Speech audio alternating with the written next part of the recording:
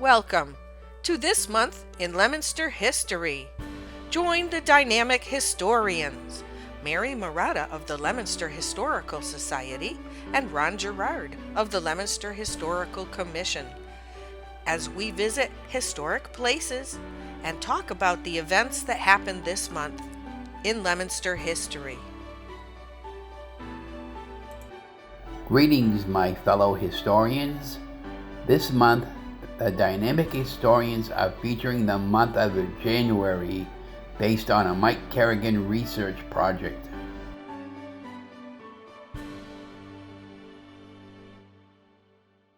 Well, hello. Welcome to this edition of This Month in Leominster History. This month we featured a month of January, and we're in January 2020.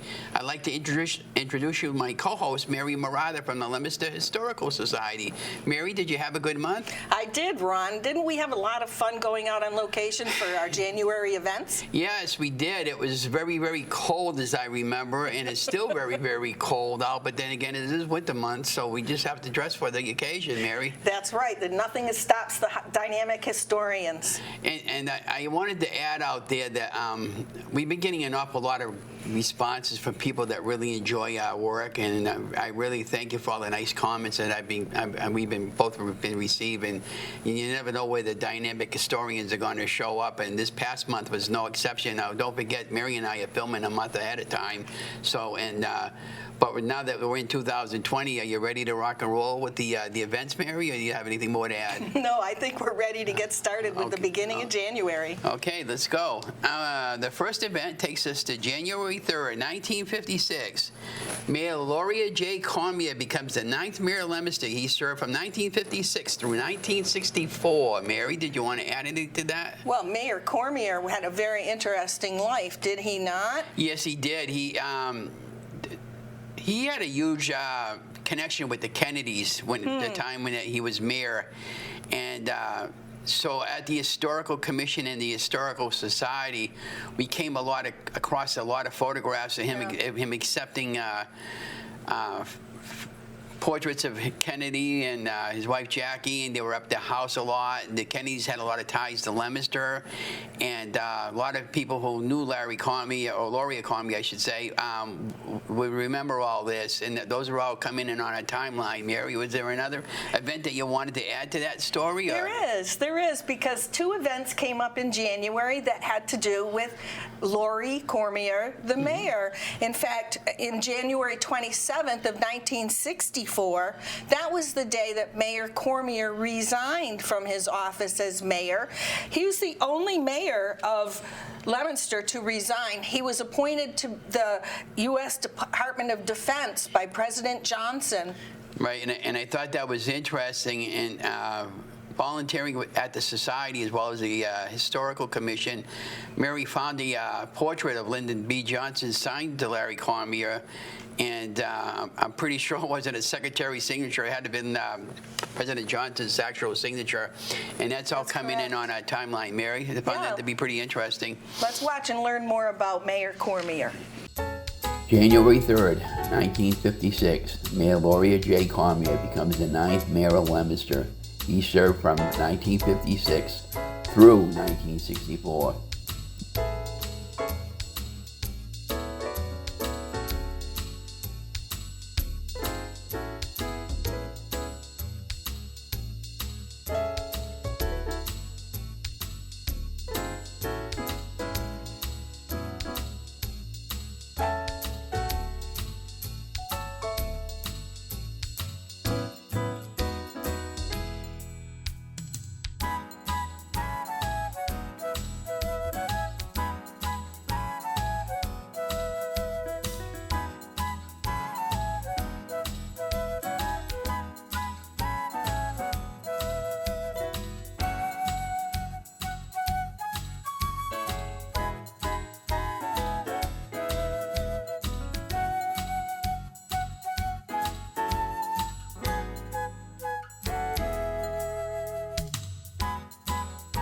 January 27th, 1964, Mayor Loria J. Cormier officially resigns from being mayor of Leominster.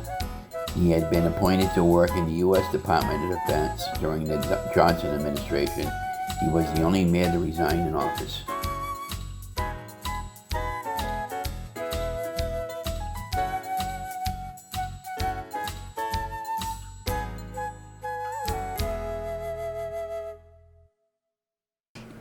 So Mayor Cormier was really a fascinating person, and he had a really important life. And now we come back to Leominster to our next historical event. Now this one happened on January 5th, and it was the year 1918. Now back then in 1918, one of the biggest employers in Leominster was the Whitney Carriage Company. And on that day, there was a huge fire at the Whitney Carriage Company. It was such a big fire that it ruined a whole week's worth of inventory, which, by the way, was 4,000 baby carriages. Wow, can you imagine that, Mary? 4,000 baby carriages. That must have devastated most families back then, because people got to realize the year was 1918. Yeah. And we had a flu epidemic going on, and also we were in the height of the First World War. Right. So for them to lose, there was almost close to 400 employees working in that location, and a lot of them were probably out of work for quite a while before they got the place up and running again. So that had to devastate them in the local economy, Mary. That's right, that's right. And it was really very interesting to research this fire. We found some really interesting photographs that were taken before and after the fire, and the different locations that the Whitney Carriage Company was at. Yeah. And then we went out on location, didn't we? Oh, yes, we did. and once again, in the freezing cold, with Mary and I, the dynamic historians, went out on location and we filmed it. And it's all pretty interesting coming in on the timeline behind us. You want to watch the video now, Mary? That's right. Let's watch it, where we came in, and also the Whitney Carriage Park, the way it looks today. January 5th, 1918. A fire destroys the Whitney Carriage Company storehouse. Over 4,000 baby carriages were destroyed, which was 1 week's worth of inventory.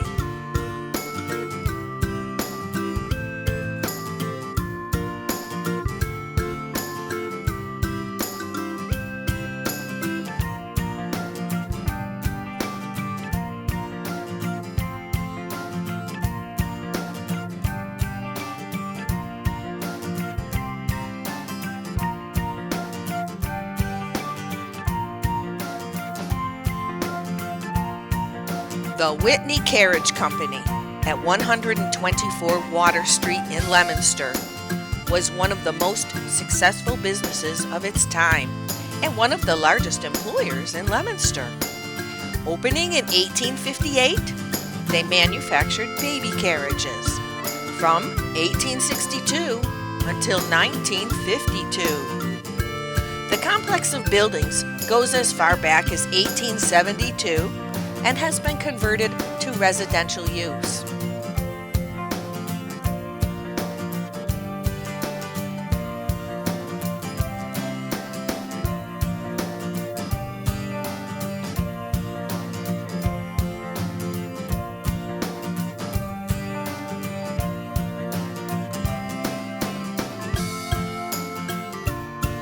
The company was started by Francis Austin Whitney and his cousin, Francis Wolfe Whitney. Their first factory on Mechanic Street was burned down in 1862. The current site on Manusnock Brook was developed in 1868. At its height in the 1920s, the company made 200,000 carriages every year and employed nearly 400 people.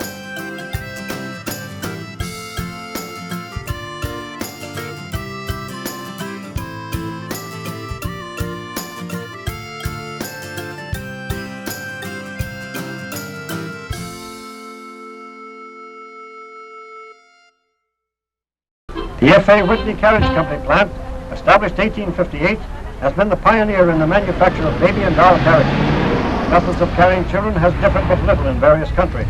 In Egypt, carried in shawls on the mother's back or hip. In Ethiopia, a basket strapped to the mother. And the Indians carry their papooses on their backs. Today, carriages from the F.A. Whitney Carriage Company go to every state in the Union and to Canada. A great product, made by a great firm, made in Leominster, pushed everywhere.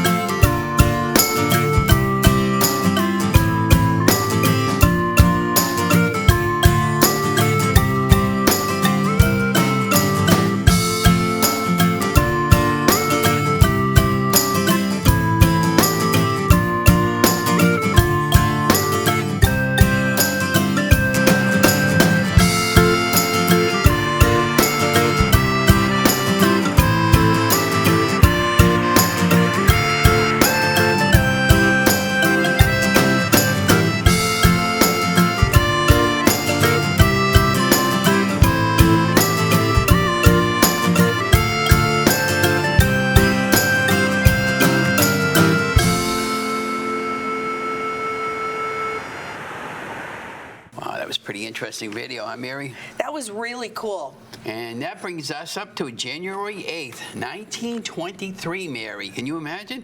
The McCoys opened up the Rialto Theater on 55 Main Street. The building was sold in 1949. The former theater would eventually become the Leominster Recreation Center and later became the YMCA. Mary, did you want to add anything more to that story? What a great building that is, right? I mean, it's a historic building. It's been through so many uses over time, and for it to once have been a YMCA with a swimming pool, and now it's a community center. So we went down and talked to Pastor Steve and Robin down at the Christian Life Center and took some video from around inside. And if you go by the Rialto Theater building, the Christian Life Center, you'll notice on the outside there's a big R and a T on the outside of the building, so that reminds us that it was once the Rialto Theater. Now, when the opening of the Rialto Theater happened, there were an awful lot of people who wanted to get into the movie, didn't they? Yes, there was. As a matter of fact, I'm glad you asked me that. There was 1,400 people that lined up for opening night to watch a silent movie that night. And as a matter of fact, there was 1,500 people, in addition to the 1,400 people that stood in line. Now, Mary and I are just picturing going out all the way to Carter Park and where St. Leo's Church is. The line had to been all the way out that way, and people standing in line. So those other people that couldn't get in, they must have been very disappointed just to watch a silent movie that ran on an organ with caption on there. I mean, pretty close to pretty much what I do with photographs today, and put music and information in them, and that's how they would have watched the movie back then when the first the early movie industry came along, Mary. That's right, that's right. So we've prepared some film clips that include some photos of the Rialto Theater, the program from that first night that it was open, a little clip of a silent movie made by Harry Houdini. Yeah, we had researched the archives for their very first film, but unfortunately that didn't survive the time. No. But we did manage to come across one that was in public domain for the copyright issue, and we were okay with using a little portion of that video clip, Mary. And that's all coming in on a timeline. Let's watch the video now. All right.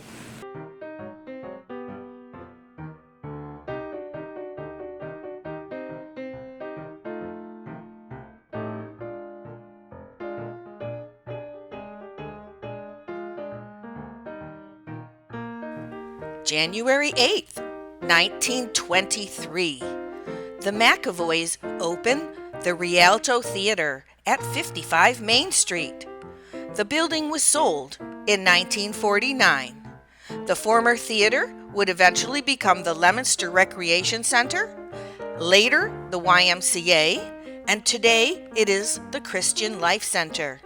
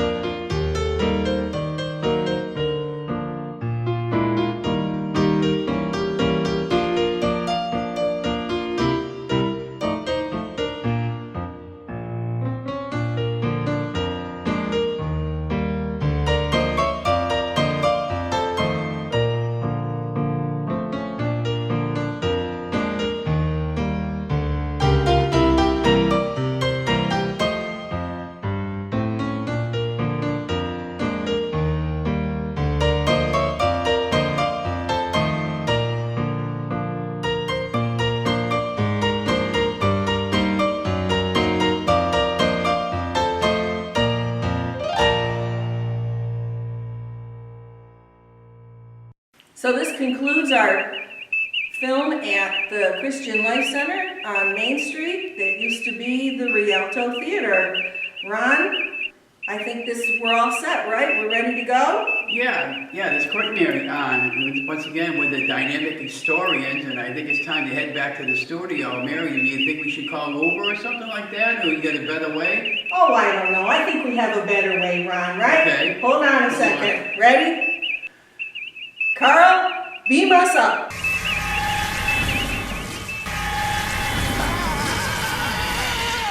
Oh, we're back. We're back from the Rialto Theater building on Main Street. We're back at the studio. I don't know, though. We're going to have to complain to Carl because the transporter seems to have changed our clothes. Yeah. I think the last time I looked at my jacket, I had a big L sign for Leominster on my jacket, and I don't know what happened to it. Look at me, I'm all dressed up, nice and sharp, looking today, and you're looking really great again as usual. And wow, if this could happen all the time, wouldn't it be great? I don't know. I think I like the time machine better. Oh, do you? Okay. Well, that was very interesting. We were really, really fortunate to be able to go to the Christian Life Center. As Robin told us, that building was once called the Heart of Leominster. Isn't that great? I thought that was a great story that Robin told. It was really, she is really a great lady, a sweetheart, and I knew them from the last time that I was up there with my friend Karen Byrne. We had done a couple of documentaries in the studio together, and one of them I had got an award from the studio. About the theaters. About the theaters in Leominster, and so Karen supplied us all that great information, and I had gotten to meet Steve and Robin, and the first time I was in that the Christian Life Center, it was under renovation, and I was just really blown away at how much work that they put into it. You guys have to go down and see that because it was fabulous. As a matter of fact, the ceiling, somebody did it like a mural of the ceiling, but they did it all in the blue and skies with clouds. It was gorgeous how they had it, Mary. It is gorgeous. And I'm very excited for them, and I'm very happy for them, Mary. And it's interesting that we now have another event that comes up in January that is related to the McAvoys and the theater industry, because we read that on January 8th in 1892, the patriarch of the McAvoy family, Albert McAvoy, was born on that day. So if your birthday is on January 9th, you're sharing your birthday with Albert McAvoy, one of the first movie film people of Leominster. Okay, this brings us to our next event for January. We're moving on to January 23rd, but we're going back to 1918 again. And guess what? We're talking about another fire in Leominster. So there were two fires in January in 1918, and they were both really big, important events. This one was at the Wood Block, which you may recognize as near Monument Square, and it was a really devastating fire. It started in the afternoon, and it went all the way through the night, as far as I know. So we found we were really fortunate to find some photographs that people took of the building the next morning, all covered in water and frozen solid. Yeah, and once again, through Mary's efforts and my efforts searching for documents and photographs at the Society and at the Historical Commission, we come across a number of different photographs that a lot of people never saw before.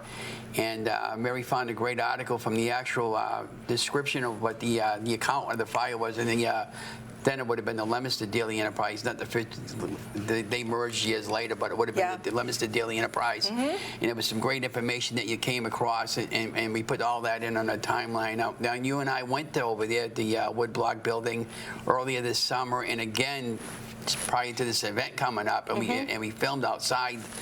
It's showing you what it looks like now and some photographs of what it looked like back then, Mary. That's right. So let's watch the video and see how it looked then and compare it to the way it looks today. Our next event takes place January 23rd, 1918. Woodblock building suffers damage from a fire at Monument Square.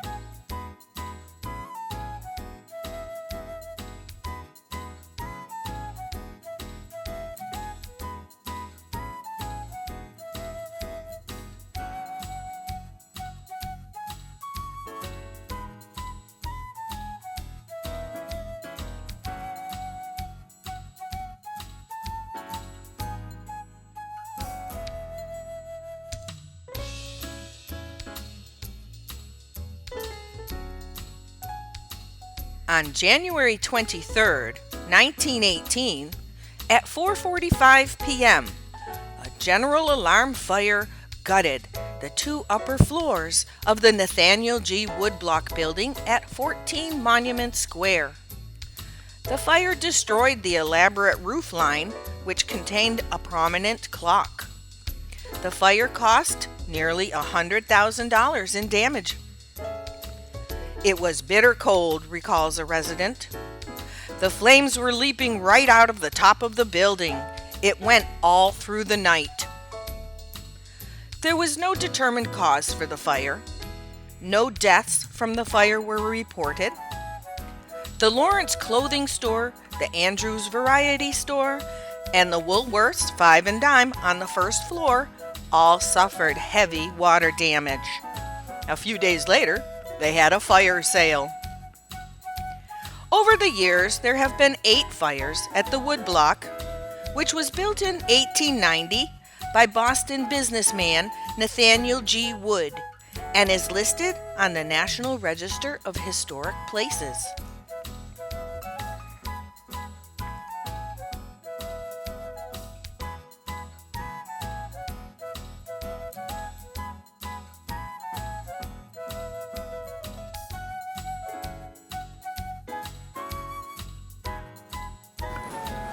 Our next event takes place January 31st, 1906. The Leominster Historical Society is first organized. Now, Mary, I'm a member of the Leominster Historical Society and I'm very proud to be a member of the Leominster Historical Society and very privileged. Did you want to add anything more to that story? All I can say is that I'm pleased to be a member of the Historical Society and on the board of directors because I've read so much about these people who first organized the Historical Society 114 years ago now, that they were really interesting people, and I'm very proud to be part of that community and that organization. So we went back to the Historical Society once more, and we took a closer look at some of the artifacts that we have on exhibit at the Historical Society right now. Yes, we did, and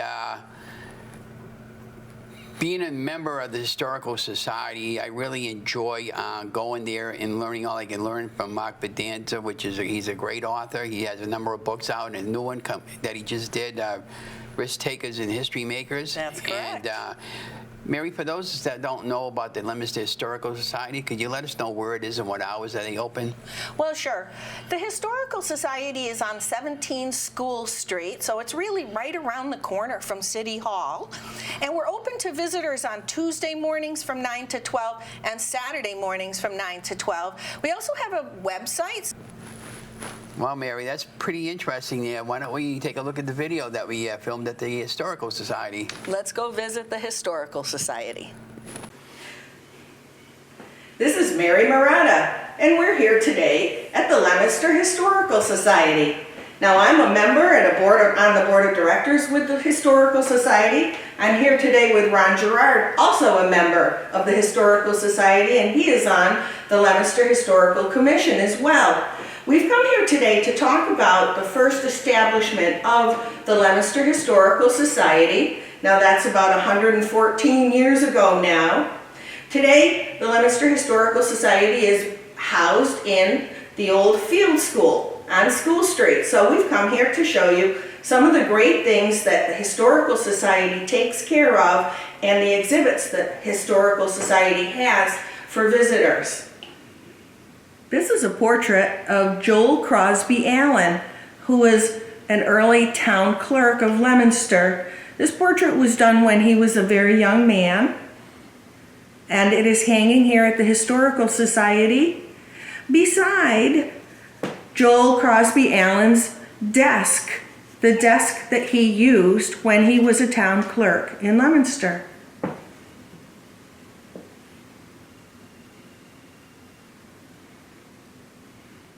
Joel Crosby Allen lived from September 2nd, 1817 to June 23rd, 1884. In 1845, Mr. Allen was elected town clerk, and a few years later, town treasurer. No one was ever suggested to replace him, so he remained in office until his death. That church was damaged by the hurricane of 1938, and so the pew has come to the Historical Society to be cared for. The little wishing well was made for the Historical Society, and that's where you can put donations when you come to the society if you like. The Leominster Historical Society cares for a lot of artifacts, and we actually have a museum here at 17 School Street.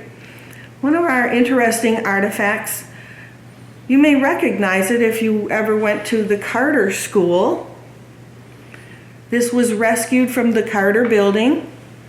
It is a reproduction of a marble frieze that once stood in Athens. They were placed around the top of the Parthenon in Athens. Lord Elgin, a British fellow, took a lot of them to England and put them in the British Museum. Now this is a reproduction of one of those friezes. It's a plaster reproduction, and it shows a cavalry commander trying to get a horse under control. This was back in the days of Greek city-states when Athens and Sparta used to have a war going on. A couple interesting notes. The actual marble frieze that's in the British Museum, the face was broken off, the commander, but they kept it. And so in our reproduction, they are showing it here. Another interesting note was earlier when I came here to the Historical Society, this was attributed to be Alexander the Great. And it took some weeks of searching on the internet to identify this as actually from Athens, from the Parthenon. Yep. This is a photograph that was taken by our early photographer and historian, Edmund G. Davis, and it actually shows him with his photography/processing cart and his camera. And it's interesting because it's probably wasn't something everyone did back then, to take a picture of yourself. Now this fine old bookcase is where we display the books that we have for sale. A lot of them are historical books or written by someone who lives in Leominster. There are a lot of books by Mark Bedanza. We want to especially point out his newest book, Risk Takers and History Makers. You can buy it here at the Historical Society or at Barnes & Noble or on markbedanza.com.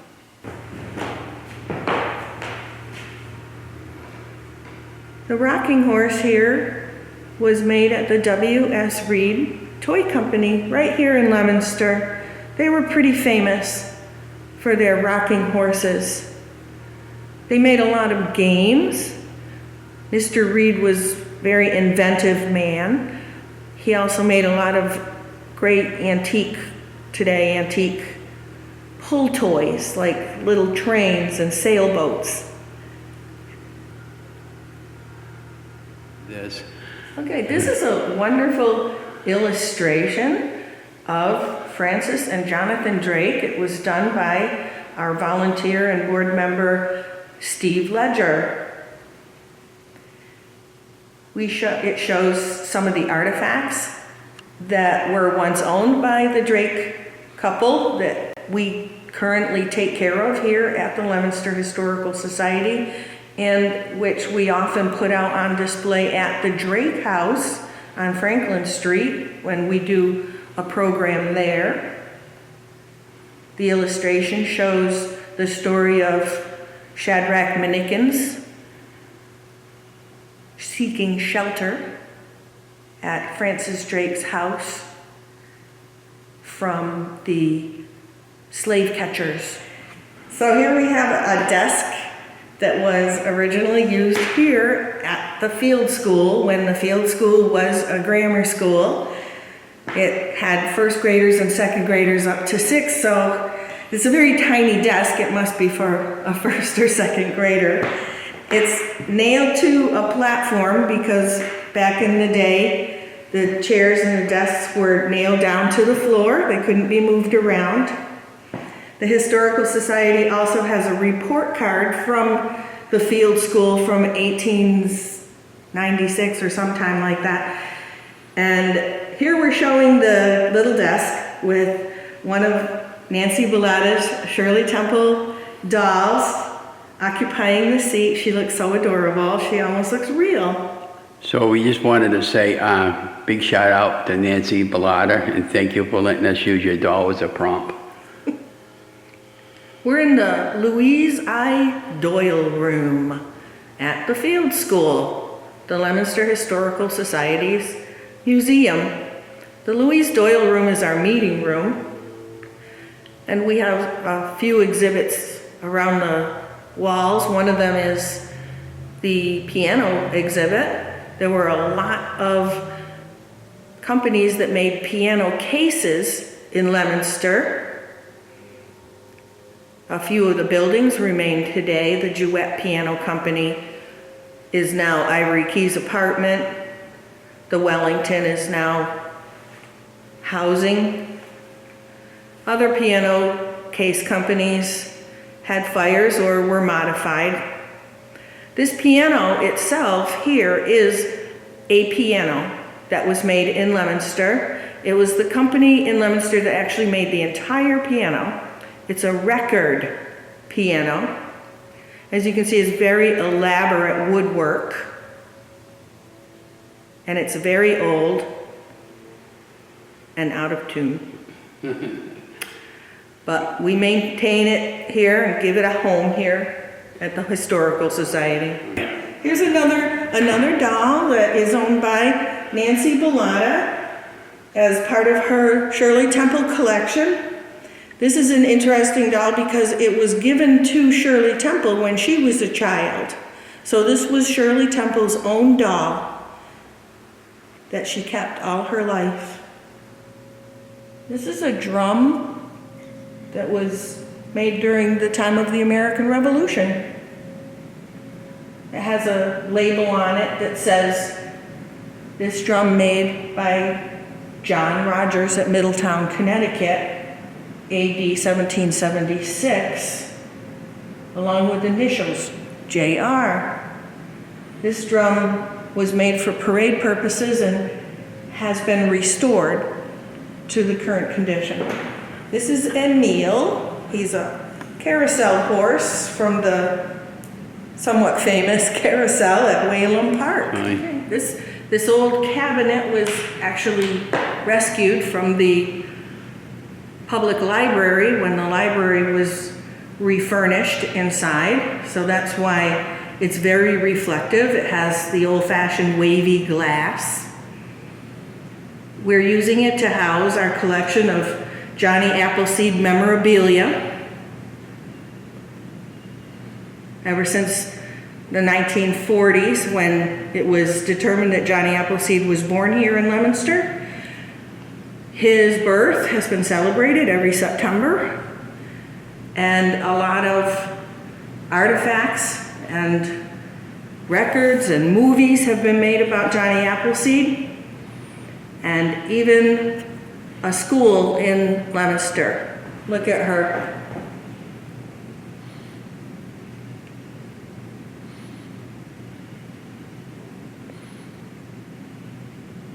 Shirley Temple artifacts. We can look at the christening gown with the little cap in the center. That was actually Shirley Temple's own christening gown. Next to it there is a Whitney carriage, a doll carriage made by the Whitney Carriage Company. It's blue, it's made of wood, but it's a Shirley Temple doll carriage. This is Leominster's oldest fire alarm system. It had 10 circuits on it. It was installed to show when someone pulled a firebox on the street where the firebox was, so the firemen could get to the fire really quickly. Now this is a really interesting piece. There were only 2 ever made. This is running card. Leominster Fire Department running card.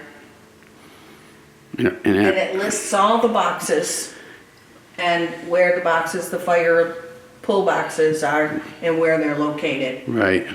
And also the number of horns that people would hear in the sequence. Yeah, and that's exactly To what I tell would. them What where the I, fire is, which would be important if you had volunteer firefighters. and that's exactly what I was referencing earlier, because I can remember, and even today, they still use the same system, and some of us older people, I'm not that old by standard, but some of our older Leominster residents would remember that. When there's a large fire, they still use that. This fire repeater was used from 1919 until 1959. Leominster's oldest fire alarm system. This is a Gamewell 10-circuit automatic repeater. It was used by the Leominster Fire Department from 1919 to 1959. The 10-circuit repeater is comprised of 8 fire alarm box circuits and 2 alarm circuits. This machine is still in operable condition. It was taken out of service because the mechanical action was too slow for the increased needs of the fire alarm telegraph. Because of the addition of new boxes, along with increased use of the fire alarm system, the time for a complete signal transmission had to be reduced from an average of 3 minutes to 45 seconds. The function of this machine is to receive a signal from any street fire alarm box circuit and to repeat the signal to all fire alarm boxes connected to the system with no personnel required to be in attendance. When a signal comes through a street box circuit from a fire alarm box, it automatically retransmits this signal into the alarm circuits, which activate all alarm apparatus, station gongs, tape machines, the Central Fire Station whistle, and the North Leominster Station horns. Only one box can be transmitted through this system at a time. When 2 or more boxes are pulled simultaneously, this machine will only receive one signal. The other boxes will run idle until the preceding signal is completed. Then each other signal will be transmitted in succession. This machine is believed to be one of 2 of this model made. However, this information cannot be officially documented. The other machine was believed to be located in North Africa. Okay. The machine appears to have been made originally before electricity was used to transfer the power, and then electricity was installed into the machine.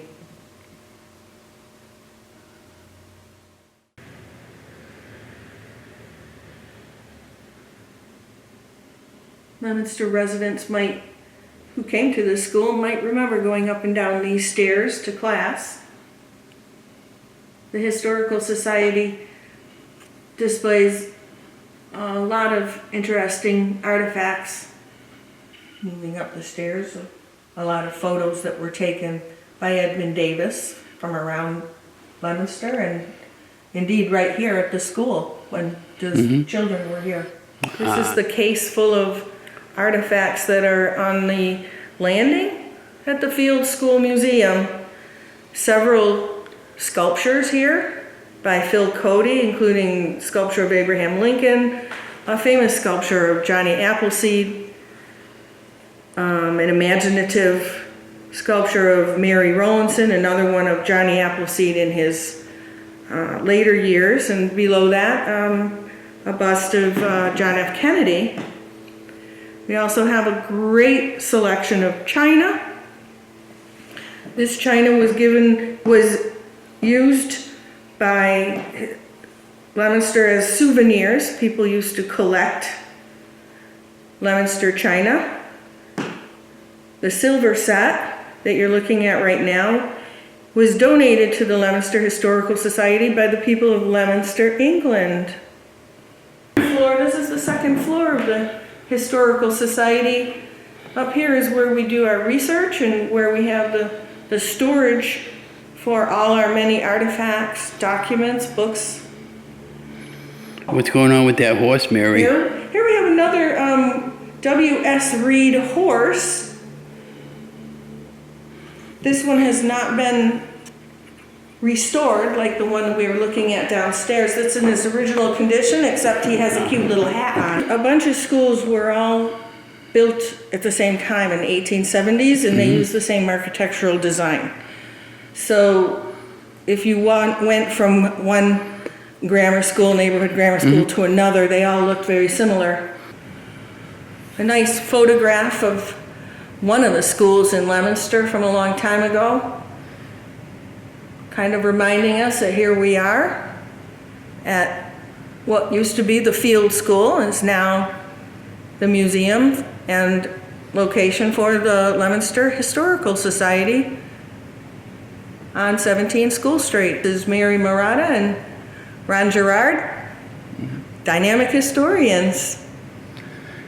At the Historical Society, we welcome visitors here every Saturday morning from 9 to 12 and every Tuesday morning from 9 to 12.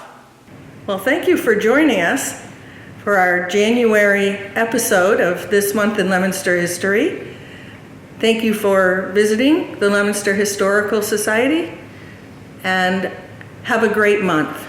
And once again, I'd like to thank you as well. This is Ron Girouard from both the Leominster Access Television, Leominster Historical Society, and also the Leominster Historical Commission. Once again, don't forget, Mary and I film out a month ahead of time, so if you see us down the street filming, you'll never know where we're going to show up. And like Dean Mazzarella says on his show, Inside Leominster, remember the world is run by those who show up. Okay. So coming back from the Historical Society, here we are back in the studio once again, and we're concluding our January show.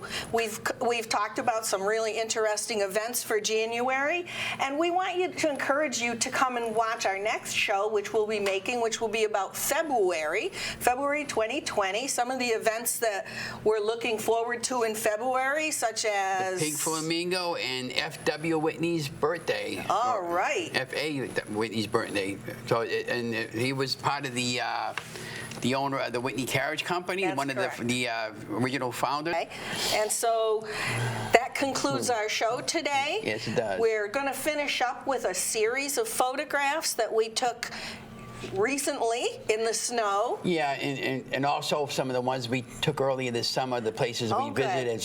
So in other words, you're going to see past to present photographs, and it's pretty interesting scenery, how it changed from summer to winter within the span of a few months. Beautiful Leominster. So be watching for February's show. Bye, everybody. Have a great month. Thanks, everybody. Thank everybody at the studio. Thank you.